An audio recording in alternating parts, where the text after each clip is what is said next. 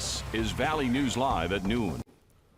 Snowfall paired with the wind is causing some trouble on area roads. The Minnesota State Patrol says a semi jackknifed on Interstate 94 east of Barnesville this morning. Sergeant Jesse Grabo says troopers have responded to a few crashes, but no serious injuries. Officials say to slow down, buckle up, keep cruise control off, and headlights and taillights on. And we're waiting for more information from the North Dakota Highway Patrol about what happened off Interstate 94 near 25th Street South in Fargo this morning. Fire crews, troopers, and an ambulance rushed to the exit ramp around 9 o'clock. Officials could be then seen walking back and forth from the ramp to the tree line along the ditch. We'll be sure to pass along any information as we receive it. And take a look at this. A car has serious damage after it rolled off a bridge along 25th Street South in Fargo around 8 o'clock. The car flipped off the bridge over Rose Creek. And now a witness says the teen driver walked away from the scene without serious injuries. We are waiting to hear back from Fargo Police about what led up to the crash. And as people continue to have trouble on the roads, let's get over to meteorologist Jim Gash to see how long the snow is going to last. Hey, Jim. Hey, Bobby. Excuse me. Right now we're taking a look here in Fargo where the snow has started to taper off just a little bit. We're still seeing some flakes flying around there.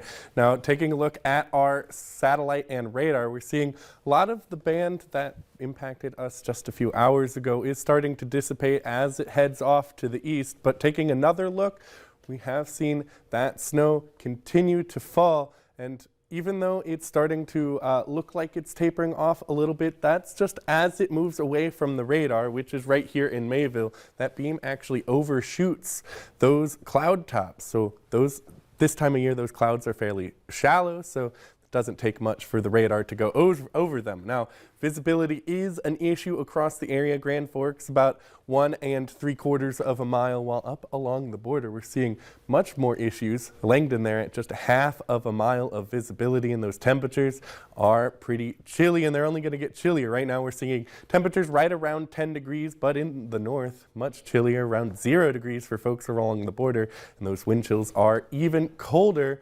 Look at Langdon there sitting at -15 degrees for their wind chills. So Bobby, I'll have more information about another round of snow coming up, as well as how chilly it will get overnight. So we're definitely going to have a lot to go over with the snow, wind chills, everything like that. Jim, thank you so much.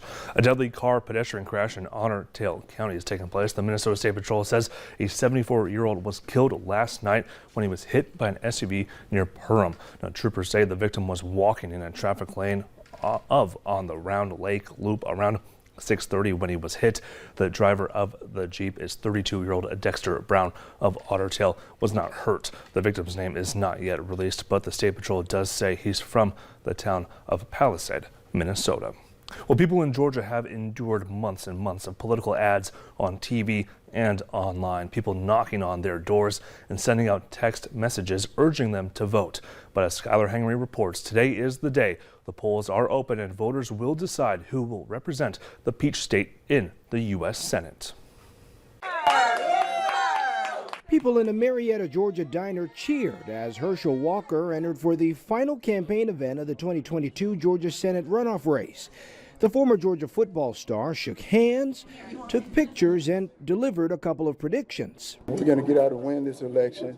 Herschel Walker is going to be your senator, and we're going to get things changed. Out of Georgia, Ohio State game, final score, Georgia going to win by 7. Democratic incumbent Senator Raphael Warnock didn't have any football predictions, but he too says he's going to win. The issues are too urgent, the stakes are too high, and the differences between me and Herschel Walker are way too wide for us to sleep through this election. I feel good, but we're going to press all the way to victory. Nearly 2 million Georgians have already cast their ballots during early voting, but both sides say they still need strong voter turnout in order to ensure victory. And they're hoping the chilly, rainy weather doesn't keep voters away. I feel like things are a toss-up these days. What things you expect would be in the bag, you're not sure, it could go either way. I think just getting another voice in there, Republican voice, so I'm for that. The balance of power in the Senate is already set with Democrats in control, But this race will still impact what each party will be able to do in the Senate. Skyler Henry, CBS News, Atlanta. Federal records show Warnock's campaign has spent about $170 million on the campaign so far, nearly 3 times as much as Herschel Walker's campaign, which has spent nearly $60 million. Law enforcement officers who defended the U.S. Capitol on January 6, 2021 were honored today with congressional gold medals nearly 2 years after they fought supporters of then-President Donald Trump who were trying to stop Congress from certifying Joe Biden's election. To recognize the hundreds of officers who were at the Capitol that day, the medals will be placed in 4 locations at the U.S. Capitol Police Headquarters, the Metropolitan Police Department, the Capitol, and the Smithsonian Institute. Now, the Congressional Gold Medal is the highest honor Congress can bestow. Some relief is on the way to families in Otter Tail County that need child care. The county is getting a $160,000 grant from the Minnesota Department of Employment and Economic Development to add roughly 200 more child care slots.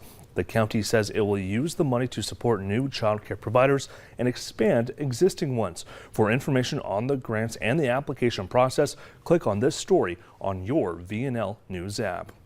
Changes are coming to South University Drive in Fargo. A $30 million mixed-use redevelopment project will be introduced to the city's planning commission today.